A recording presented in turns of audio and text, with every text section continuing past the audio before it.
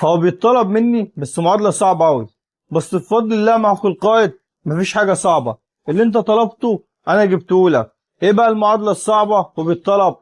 بقالي 3 4 أيام بتسأل كل يوم مش أقل من 50 سؤال. عايز حاجة بصمة في حدود 3000 جنيه كويسة. بص جاب لك إيه؟ بص ركز كده معايا. البصمة اهي، شايف استجابة البصمة؟ بص هقفل الموبايل تاني لوك. بص كده البصمة، استجابة البصمة حاجة ما شاء الله.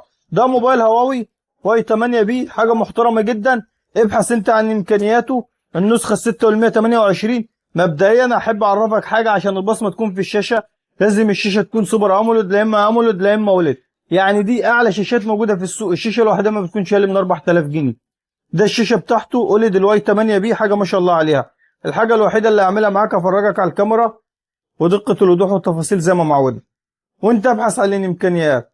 وفرتهولك ب 3000 جنيه، بصمة شاشة واي 8 بي، واهم حاجة صلى على النبي.